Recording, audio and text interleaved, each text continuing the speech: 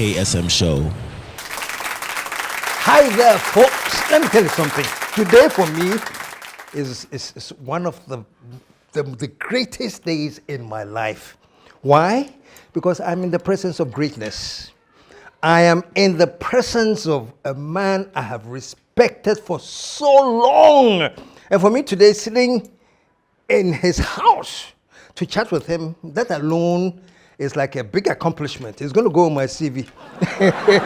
Let me tell you some funny story. This man, when he turned 84, there were a group of people who had worked with him before, so they were going to come to his house and present him with a plaque. They're going to surprise him. Surprise, surprise. We are here on your 84th birthday and we're going to give you a plaque to surprise you. Guess what? He was no home. Can you imagine where he was? He was at work. So they took the plaque and they had to go and find him at work. And sometimes I said, Massa, you're still working? He says, yeah, I have to keep going.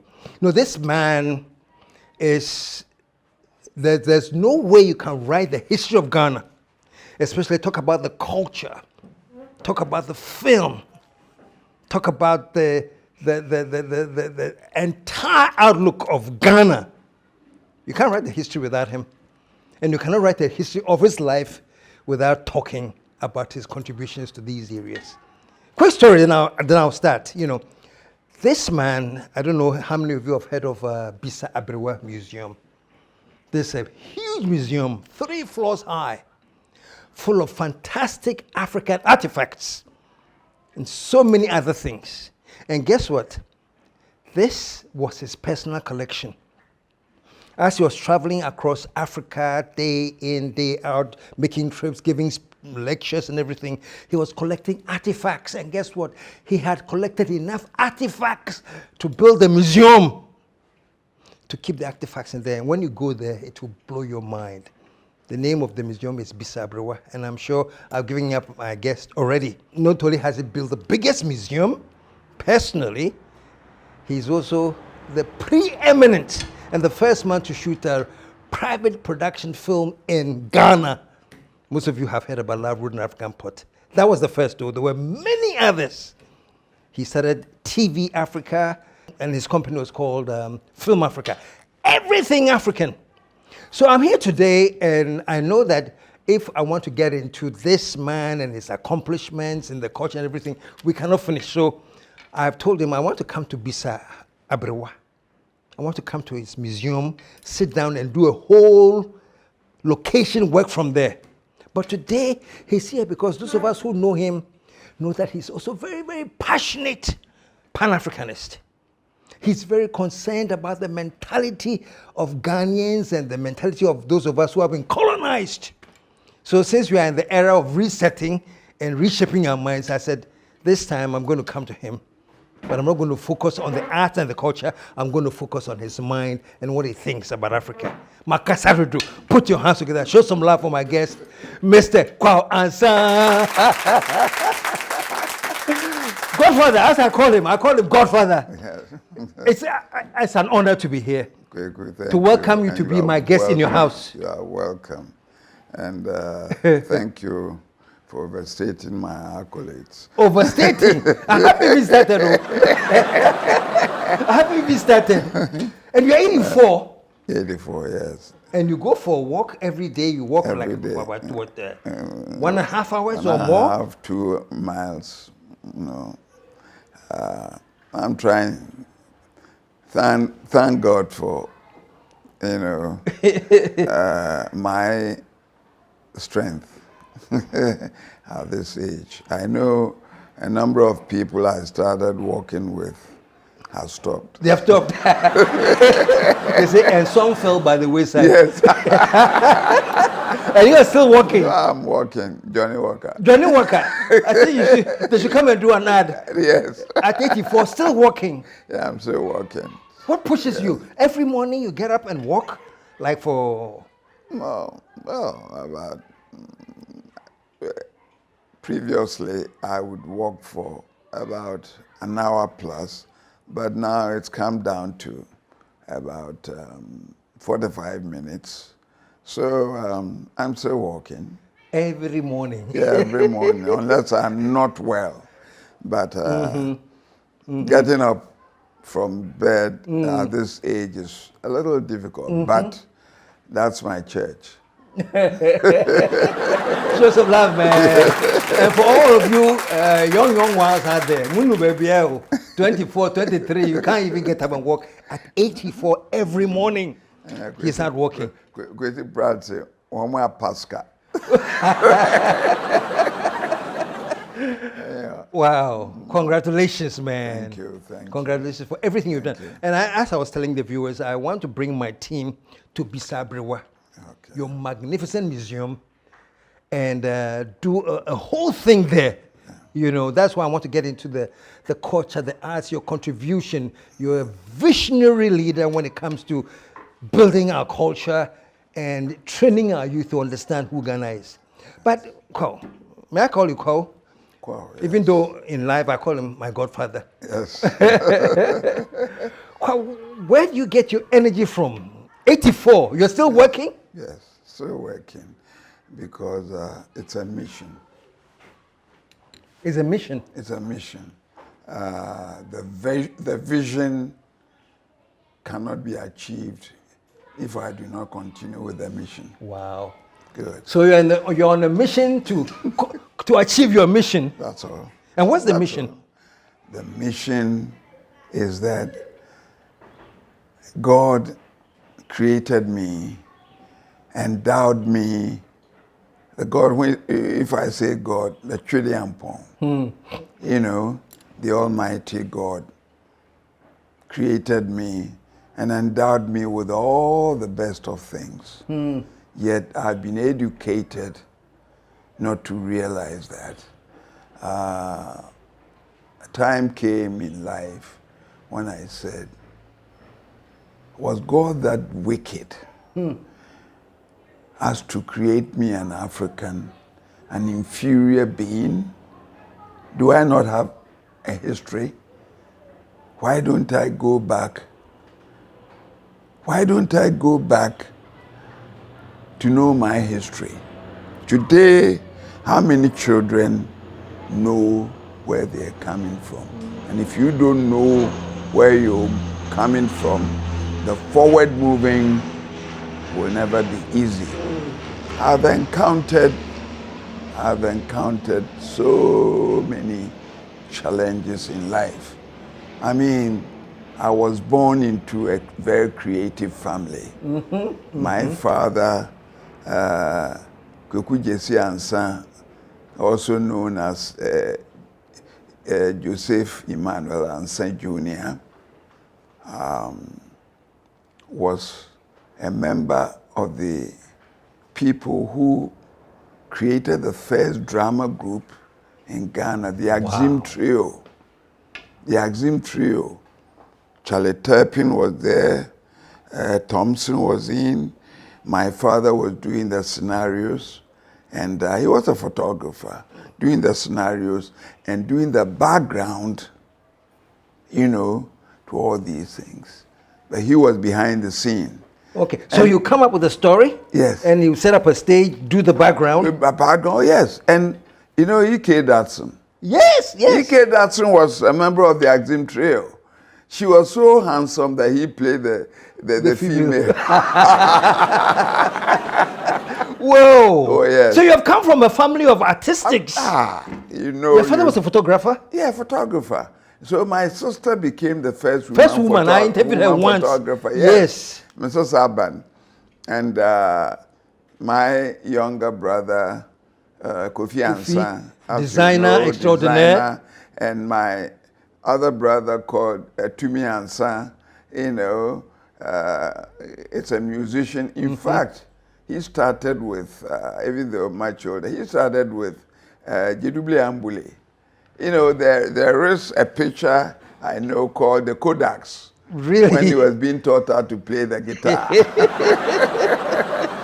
I look at all these things. But to start with, my father was a stern disciplinarian, you know, and every day had an episode of a story to tell. You I don't think he knew he was telling these stories. Wow. But those of us who were attentive to memorize a lot of these things helped us. But to start with, I think I was a troublesome child. A troublesome. You were? I was. You still are in a way. What are you still? Yeah, oh yeah. I was a troublesome child, and my mother had beaten me sometimes. Because you were not conforming? The palms, no.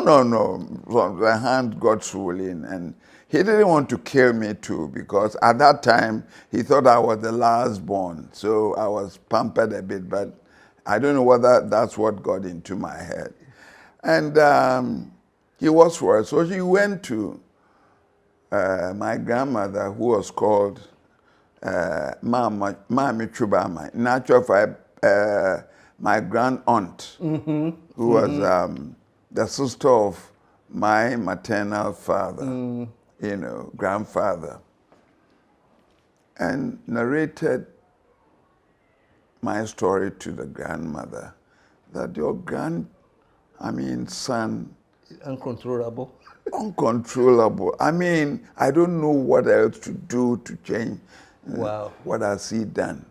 So she pulled her aside and told her quietly what I'd been doing that they could not understand.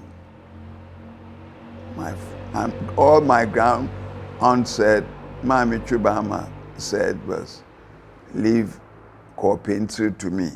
KWAW, in fact, means head of wisdom. And I was named after my grandfather, my paternal grandfather. And the name was anglicized, Pencil. Oh, pencil. Pencil, all the pencils. Pencil? Pencil. Yes. Head of wisdom. That was what we now call the pencil? Pencil, yes. Wow. Yes, pencil. So, and every Saturday, my grand aunt would gather all the people in the community under a big tree in the compound. And so when we met, as usual, I never missed her storytelling. So they gathered you just to tell you stories? Tell stories. And she made us know the heroes and heroines in our community, in the country, and some of them were fictional, and we were so excited. In those days, she would also compose songs that were relevant to the stories that she was going to tell. And so we all got settled. Then we all responded. This was a young boy, went on and on and on. Remember some of the songs? I don't remember. Okay. I will remember one day. Then I was enjoying the story. When it got to a time, I realized that this story is familiar. The story is familiar. And it was getting to my camp. Am I not central in the story? And the story was going to end tragically. Somewhere to the end of it, I just got up and ran away. You want to hear the ending? No, I didn't want to hear the ending. I ran away, went home, and thought over the story.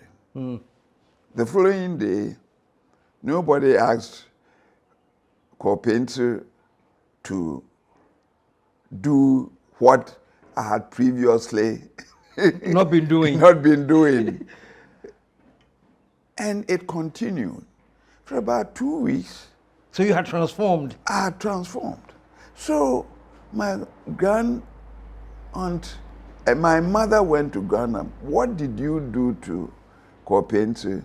I said, what has he done again? I said, no, it's not what he has done again, but he seems to have transformed. Wow. Wow. So she was more or less wondering what kind of discipline Yes, he put you through he put me to transform through. you. So my grandmother said, I did not beat him. I told him a story to go and enjoy. He ran away in the middle of the story. My mother insisted, what story? He said, that's between Me and him. me and him. So if he has transformed, go. My work is done. My work is done. Wow. And I grew up, I looked at the community, and of course, as you well know, the African is born, especially when you are born into a Christian home or Islam home or whatever. They always put two pictures before you, heaven and hell. When you see the pictures of heaven, Europeans, angels, with wings, fluttering all over the place. Then they show you another picture, hell. And hell, have you seen hellfire before? In pictures. In pictures, yes. They show you hell with fires burning, and who is at the gate watching the hell fire? A man Satan. Yes, a Satan black. Horn-bearing black person, sometimes with tail and with spear. And who is he driving into the hellfire? Black people. So psychologically, when you are growing, you feel that the very color black is sin. What can I do to gain entrance to heaven? With my blackness. My black, and they are telling you ought to pray and pray and pray. And our grandmothers, you know how empathic they are. They took this in so seriously and started creating some quotations. Serekwa Chapel na Ishebrenya son ehunwonyame, because they've seen the white angel. The Jesus Christ they've seen is white, even though Jesus Christ is black. He's been transformed into a white, into white. Therefore, you pray and pray, and most of our prayer, the doctrine came from outside. It didn't come from us.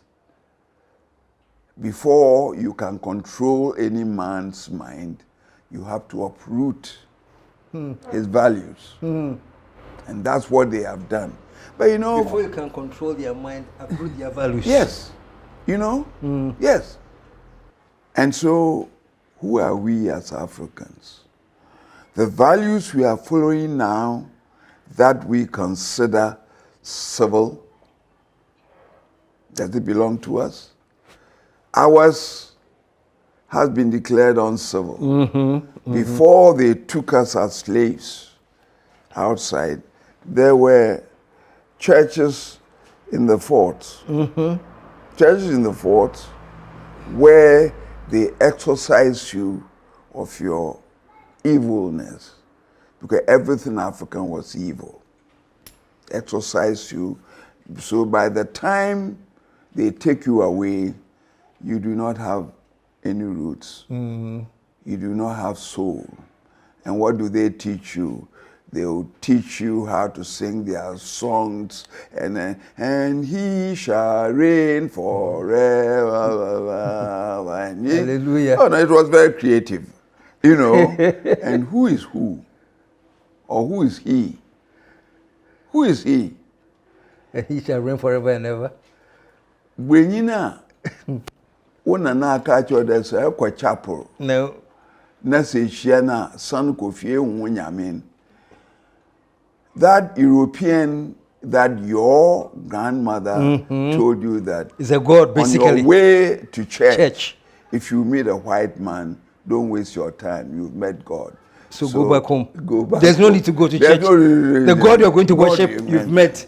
You know, and this actually did a lot to our psyche. Brinyai John, the white man is superior.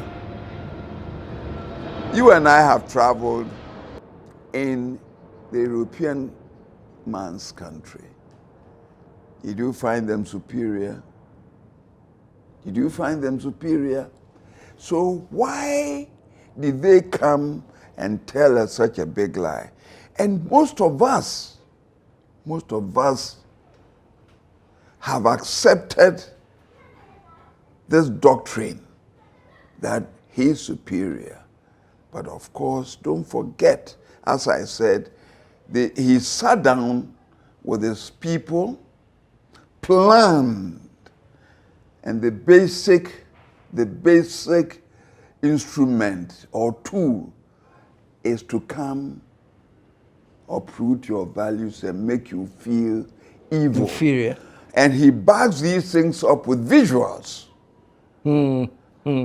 Black person is sin. Haven't we found out that apparently Jesus Christ was a black person? Of course. For survival, they sat down and planned, and what haven't we been endowed with? What haven't we been endowed with? They came here, some of us stood their ground, they beat us up, brutalized us into another person's religion. Look at the school. Look at the school we attended. Look at the curriculum. Did they strengthen our history?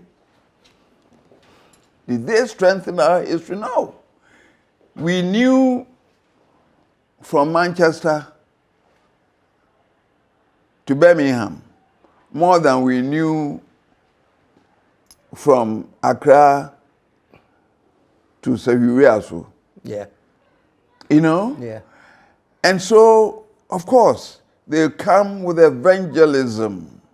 And in fact, they really planned this in so attractively that the news, like, and he shall read, and you sing it and you feel as some spirit is coming down.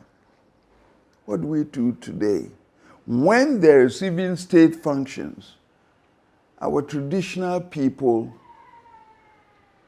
sometimes are not invited because the European doctrine of religion has taught us that we are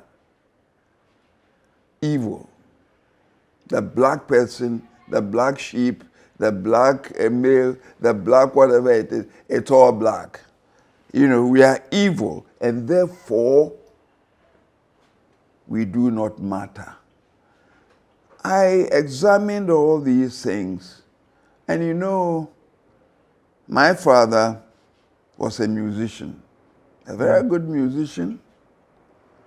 He did his external work in Royal College of Music in London, got his diploma. In secondary, he was alternating with one great musician called Riverson. And so when he went on retirement, he decided to go home. His home was Senior Breku. And when he got there, he thought the Methodist Church was not big enough to represent God. So the little money he had saved, he took quite a bit of it to help the Methodist Church. Practically help rebuild the church? Yes, rebuild the church. He was the choir master, the musician, at times lay preacher. Because my own paternal grandfather, his father, had been a Methodist priest before. So finally, of course, and finally for all of us, that one day we'll say goodbye and go. My father did all this because of the last respect, as they call it.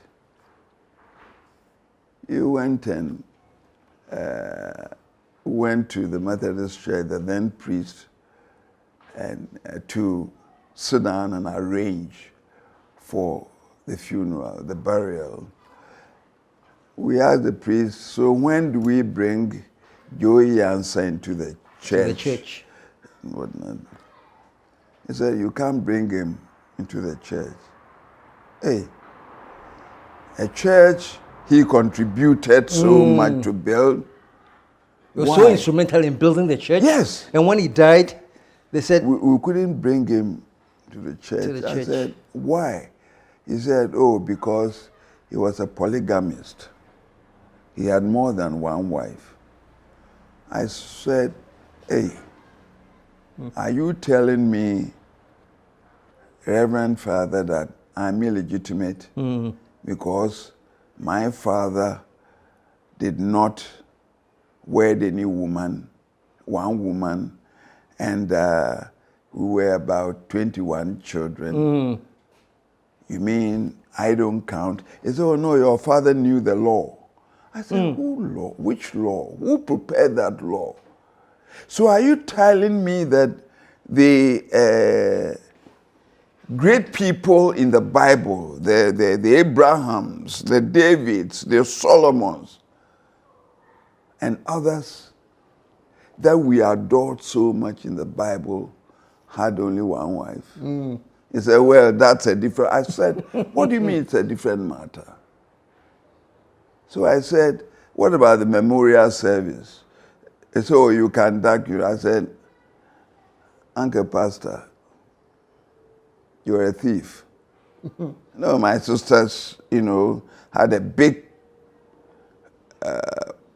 problem with me for having called the priest ignorant and thief. We're not going to bring my father. If my sisters want to bring him into the church, I'm not accompanying. And they insisted. And you know what even aggravated the situation? This pastor tells me, but you can pass in front of the church with your father. Wow. That's the best you could do. Yeah, that's the best you could do. Work in front of the church. And when he told your father he knows the law, what law was he talking about? He said your father knows the law. No, my father knew that when he died, he would not be brought into the church because he was a polygamist. He was a polygamist. That's why I referred to the Solomon, the David, the Abrahams, and you name it. Right there and then I said, hey, I have to advise myself because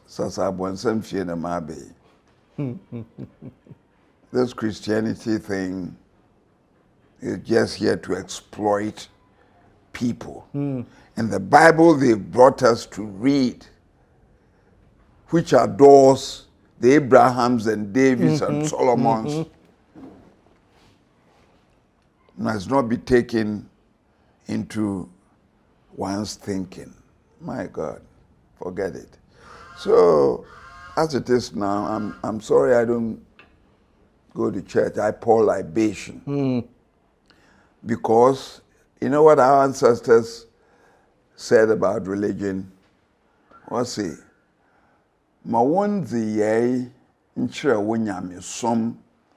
Let your deeds reflect your godliness. Period. That's what the traditional thing the ancestors were saying? Yes. Let your deeds reflect your godliness. Godliness. Period. And I hope one day I will not go and they push my into some church and people to come and eulogize me, talk about things that I would not hear when I'm dead. So I said, forget it. Whatever happens, I will follow my people's wisdom. Let your deeds reflect your godliness. No. They didn't say, let your godliness reflect your deeds. Did they? Wankade yama yenyame som nchre yeninzi. They didn't say that. And it's very practical. It is very practical. And you see, this thing has led the African into a certain atmosphere of,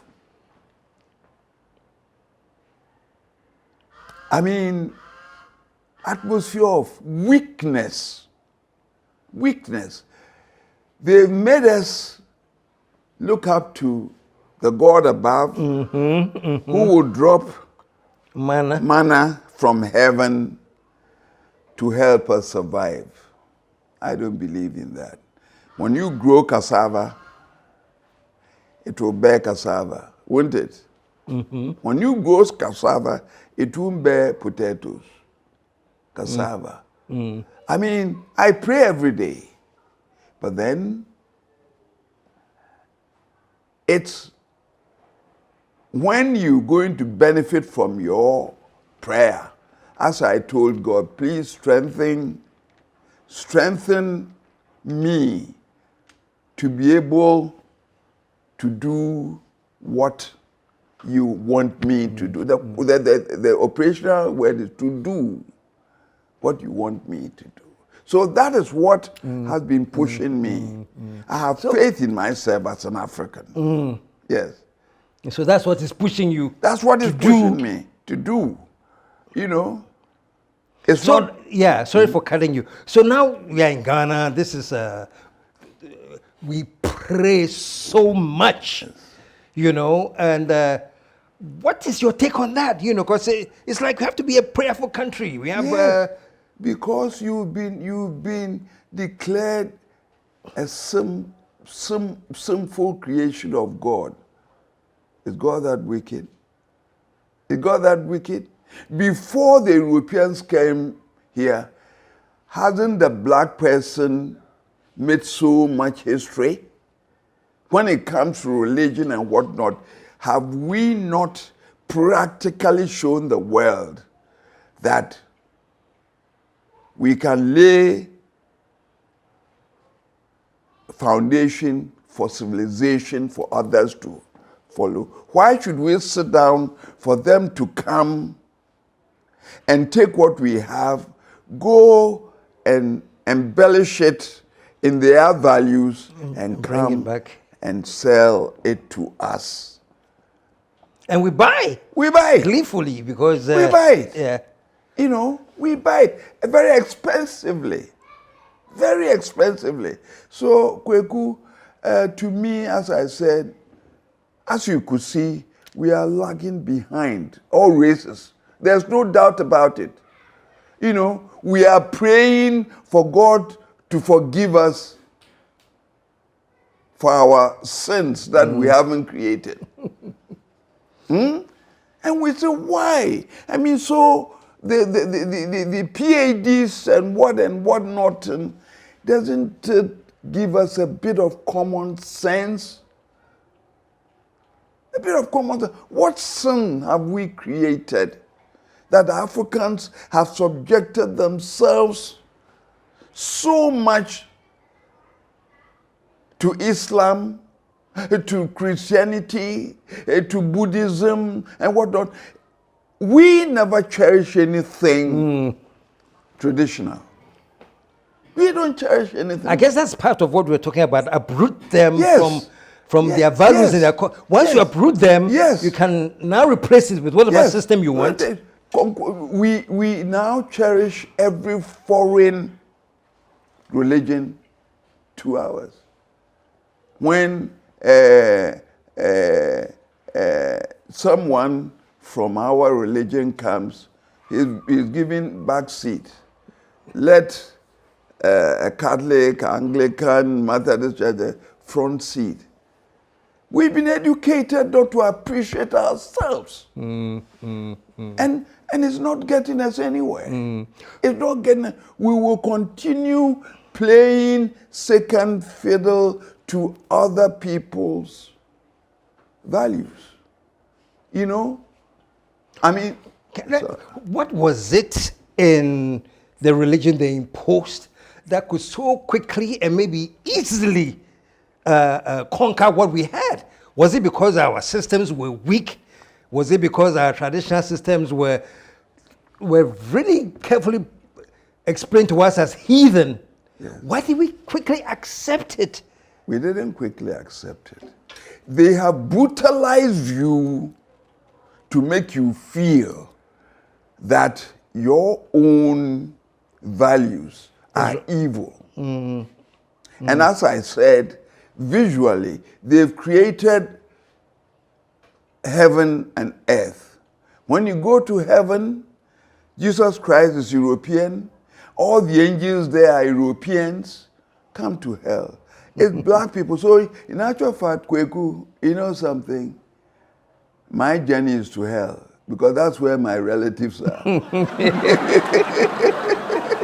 Your ancestors are there. Oh, my ancestors are there. you know? Yeah. But my question is this. Okay. Yes. And we readily accepted it, whether they We brutalized. resisted. We resisted? We resisted, Kweku. We resisted. Really? And as soon as they got us as slaves, as I told you, in the castles, they exorcised us to be Christians. As you went abroad, you were singing their songs, hymns, you go, you are educated, you come back, and it's the hymns. You've already, your values are uprooted already. And you're in church being told, slaves, Yes, obey your masters. Obey your masters. You know? And so, are we still slaves? Let's check our mental, levels. It is not quick, easy. And I mean, at this moment, I don't care what, when my wife said goodbye, for 6 years, I couldn't have a partner to stay with because when they come, the first thing they ask you is, where do you worship? That's very important for... Yes. I said, what has that got to do with our relationship? Oh, I want to know. When you say, oh, I pour libation. That's it. That's it. So you are pulling my leg. I said, which leg? Which leg am I pulling? Am I pulling? I mean, can we always live on spirituality? Can't Africa? When we go to school praying from morning to evening, the American child is learning how to use his hands and brains. The Chinese are going. Then when we finish, we go and borrow money from them. Look at this fertile land. Look at this fertile land. What more did we expect God to give us? There's Kwabwe. Jacob Wilson say, I don't know whether you've heard it. He started the Aborigine Right Society or whatever. The man didn't set a step into classroom. Yet at one point in time, he was richer than the Gold Coast. You see? I mean, where is the initiative? That's why I said they resisted. They fought for it, and when they come, look, these days you see Ghanaians who die, go and see their tomb. You see white angels with their hand, with their foot on a block, on their grave. They're in heaven. Yes. The white angel has the foot on the Satan, African Satan, you on your own grave, you don't shut up, you take this mentality for everybody to see how weak you are. Oh, cool. But that's what I was asking you. Yes. You're saying well, maybe back in the day they resisted. But today, what is the outcome of that resisting? Because it looks like today, what would they say? Oh, the population of Ghana is majority Christian. Yes. And this, that. So if we are majority Christians, haven't we succumbed then? Haven't they won? Do you know the painful thing at a certain point?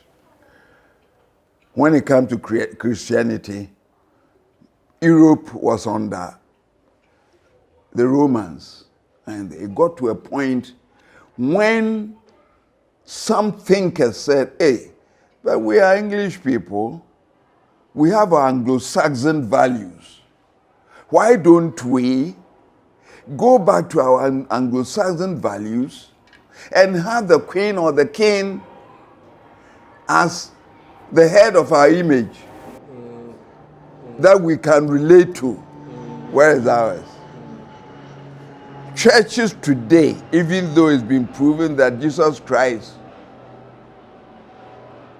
was black, go to most of the churches, you have Mary White.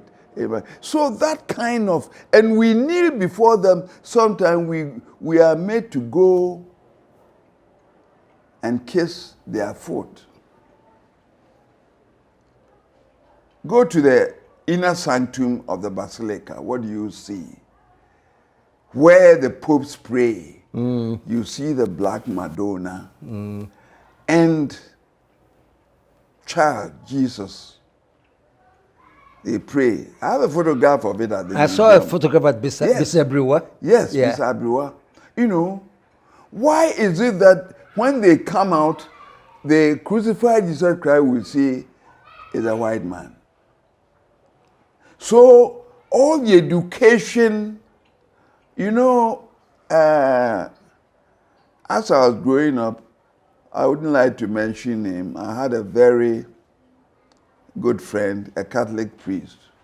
He's now a bishop. He came, he was a chaplain in a certain school. So I said, Uncle, I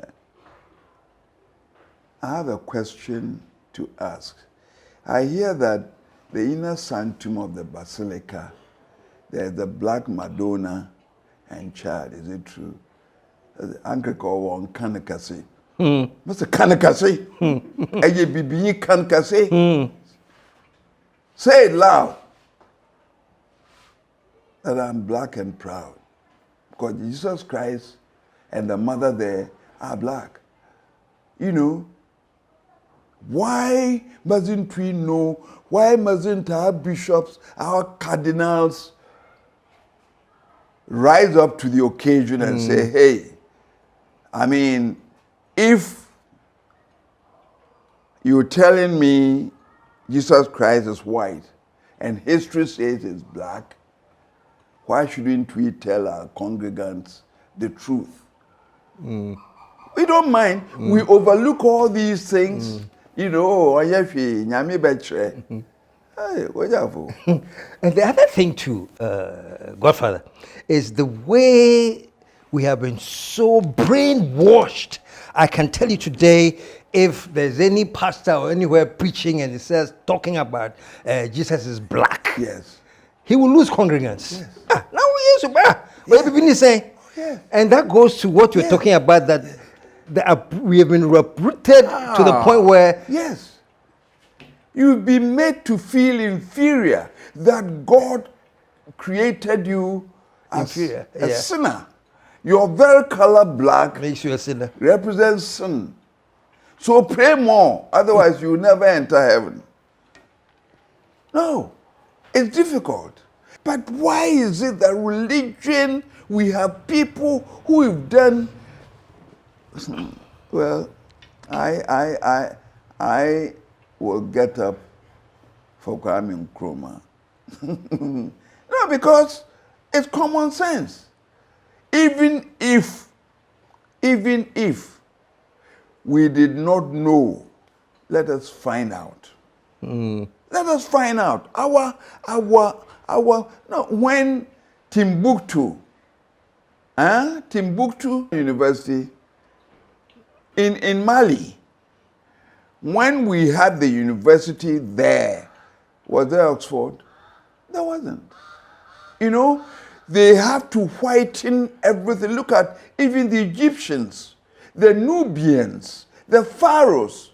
They're trying to whiten when you look at movies, the Egyptian Nubian pharaohs are not portrayed as black people. Black, yeah. They are not portrayed as, all these things that happen, we see it. We go to universities. Is anybody talking about it? We're not talking about it. We've accepted it. So if you've accepted someone's value, he will always look at you as inferior and whatever he brings to you. And I must say, creativity in some of these religions, especially Christianity, some of the hymns, when you hear it, oh, Almighty is descending from heaven. As compared to Kenkele. But what has that got to do with deeds? The lack of deeds is what is certain as behind. These people sit down and plan. What has Great Britain got? Look at how they could rule a huge country like India. And Africa, look at how big Africa is. I mean, how could we? Yeah. So, GODFATHER, where do we go from here? I mean, I think that it is so entrenched in us. Where do we go from here? Do we just accept it and try to transform it to suit our values? Those who will be in charge of transforming it. Yes. The problem is they believe in it. So they are not thinking transforming it. They believe in it because it's like they have the actual strings outside there, and they've created, civil, atmosphere for their values. And that's what we've grown up to respect. And therefore, if look at our parliaments, can't we do anything other than yeah. We're copying the British. Yes. We're copying. Look at our lawyers. One time I asked a senior lawyer that how come Great Britain, Americans came out of Great Britain, they are not wearing these wigs. Why? He said the senior people understood it and they wanted to change. The young people said, hey, one way what they were, why you went here, but we shouldn't enjoy. So they want to wear the wig. Yes, you Oh, yeah, sure. No matter how hot the atmosphere is, we wear some. No, but that's a problem. I mean, it's so ingrained. Sometimes I talk about these things and then I realize that the depth at which we have allowed it to get into us. Yes. You know, I mean, the white folks don't have to worry about anything. It's like now they've said that thing moving, and it's so remote control. Remote, yes. You know, remote control. Yeah. You know, and it's so when I sit down, I said, these guys are smart. And you see, they don't just get up. They plan. Are we planning? Are we planning? When we plan, where does the traditional priest sit in our group of civilized people? Is it related to what the traditional person does? Is it related to what the traditional people does vis-a-vis what the Christian or the Muslim or the Hindu? I mean, we have all kinds of religious in this country. Do you think India would accept any African traditional? We have them here. We have them. We have Buddhism. And I mean, what's wrong with us? They have created a certain confusion for, and of course, if the foundation you are standing on does not belong to you, you are never sure. Yeah. Because it can cave in, you don't know the material that was used to create that foundation. It is. Yeah. I mean, I see pictures of Chinese kids, the kindergarten age, working on computers and doing coding at that age. And then if you look at Ghana, at that same age, you have Ghanaian kids in KG learning, read your Bible, pray every day if you want to grow. So you are being taught, read your Bible, pray every day if you want to grow. The Chinese kids is being taught, this is what you do when you are grown. Invent. And create. And soon this person will create something so usable, so relevant to our survival that, I mean, we go and take it. If they don't even sell it, they will loan it, or they will become indebted with those things. Our children are not stupid. Why can't we teach them right from the word go how to use their brains and hands? Yeah, to him, sir. Yeah, don't want to him. And we pay more attention to conventions, this and that, and that's all we think about. And you have...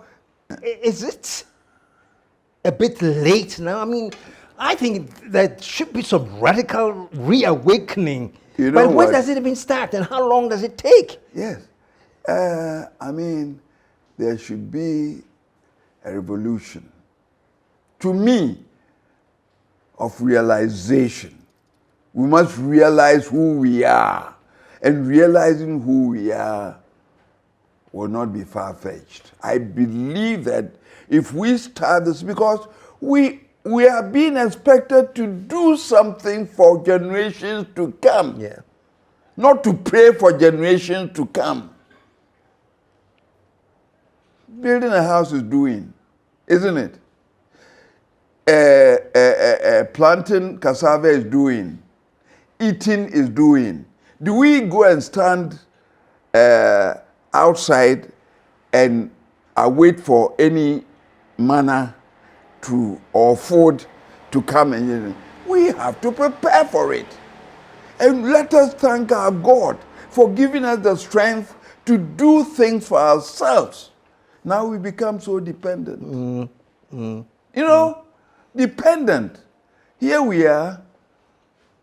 They sit there, and when there is fresh fish and sardine, you will pick sardine. Wouldn't you? Because it's more civilized. You know? And economically, it's not helping us. They say we don't even need industries to improve our economy. We need to do what? We need to do what? We need to depend on other people's products. How can we? This is common sense. How can we? Some years ago, we had 168 industries in this country. We even manufactured a car. You see it at the museum. There are still cars that we manufactured at Tema.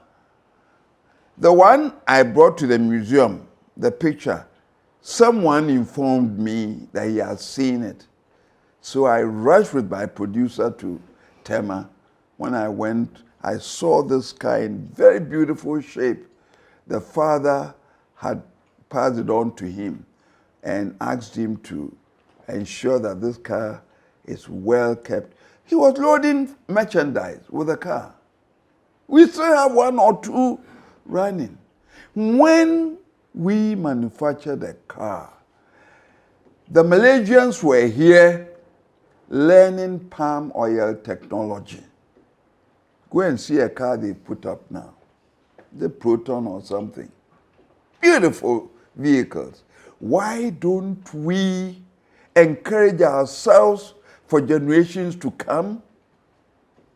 Employment, you name it, pride. You know, I mean, not that. Look, I'll tell you a story. When I was a child, there was this man called Degraf Johnson, the first general manager who came to Ghana Railways, location, they call location. That was where, during Nkrumah's time, when your crankshaft, is worn, you take the crankshaft there, they remold it, and you put it in your car, and it worked. No, we've traveled very far before. I remember when we saw the train coming, the steam engines, Makotaka, we were singing a song. I remember I had an uncle called Texan at Abosu. Each time I visited him and came back, I had some pedicle or whatever it is on the eye. Some people got blind about it. As soon as Degraf Johnson became a general manager, with the support of R.P. Bafo, they transformed the steam engine into diesel. It was all made in Ghana. Who supported him? And we're going to build we started building our own coaches for the rails. As soon as the coup d'etat happened, we stopped it. You remember, why did we get Adum and Boafo? I remember this was part of Nkrumah's 7-year development plan. When he was overthrown, it was Acheampong. Acheampong, who... Yes. Yeah. Who pushed this project. All the vehicle sellers had assembling plants. As soon as the coup came, they removed all the plants. Because having an assembling plant helped our capacity. We built capacity to do things. Without it, we couldn't have manufactured a car. We are still imported car. Ghanaian car. This man, what is his name? Kantanka. Who is supporting him? Who is supporting him? People are saying, he brings everything from outside. But most of the cars manufactured abroad, they do this piece here, that piece here, and put it together. They assemble it. And that's the starting point anyway. So what if you started there? Yes. Why don't we encourage him to... I keep saying it. Yes. So you're not charged now, from now on, all Ministry of Agricultural... Yes. You do it. Yes. Yes. Here's the funding. Here's the funding. No. We prefer buying the cars, and some of us benefit from it. So they would rather have their foreign banking account than to have some lousy Adumna Boafo. Yeah. What is our future, Kweku? What is our future? This thing drives me crazy. Is that what has kept you working? You are 84 and you are so passionate. Because even if you see Lord Wood in the African port, it's a romantic, but the lessons in there about the culture of Ghana and what we can benefit from. The same with heritage. And when you talked about the good old days, everything. No. So it's we have just a few more minutes. This is the mission. Yes. Yes, so that's the mission. That's the mission. To reawaken Africa. To reawaken Africa. To reawaken Africa. My final question may sound a bit morbid. Yes. You're 84. Yes. Growing up in age and in years and everything. Yes. What do you want written on your epitaph? That how do you want to remember it? The legacy is that I do not want to be remembered while I'm alive. I want to entice people to join.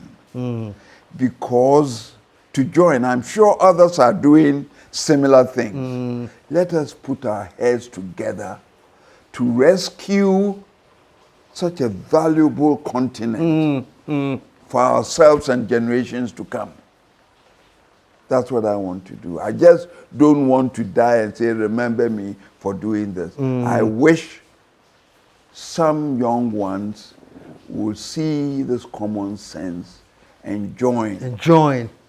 And join. And partake. Be partake. Oh, yes. Not remembering when you're gone, but right now. And be part of it.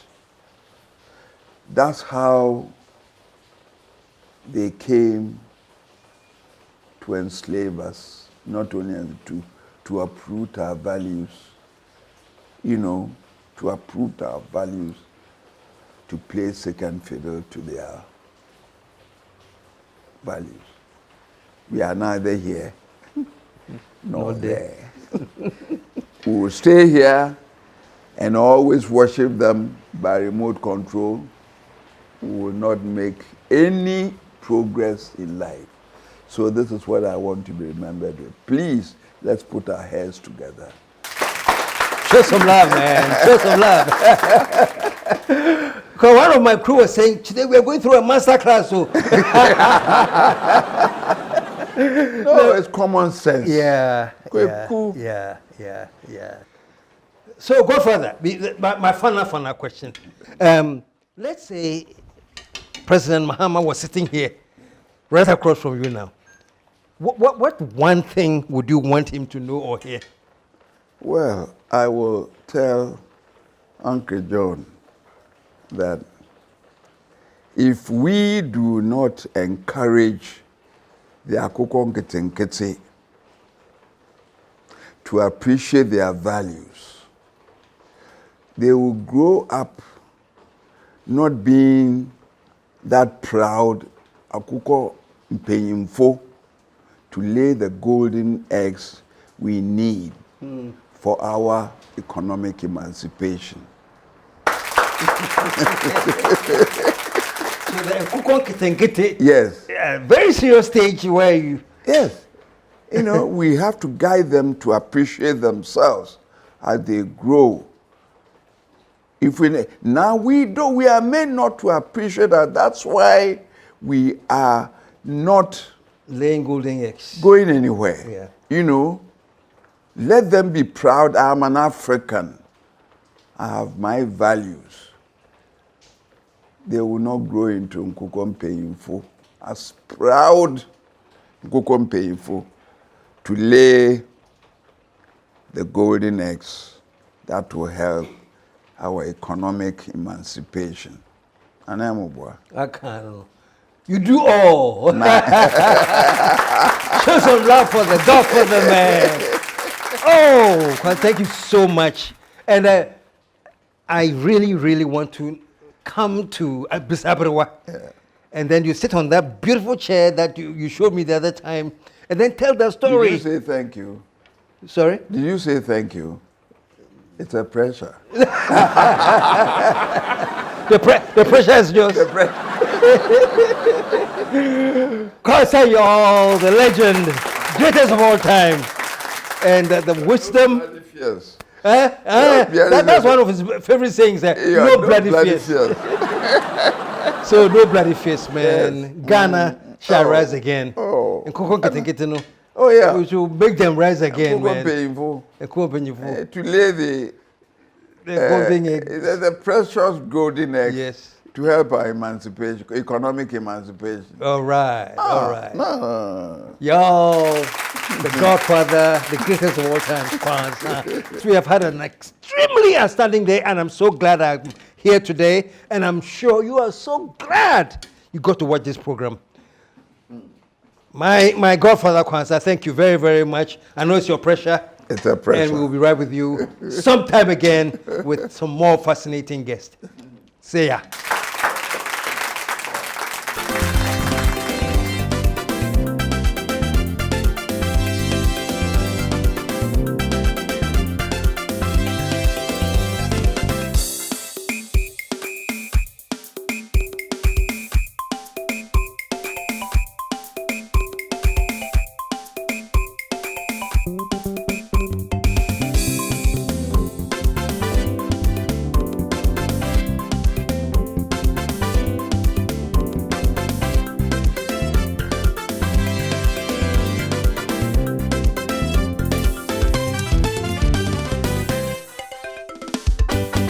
KSM Show.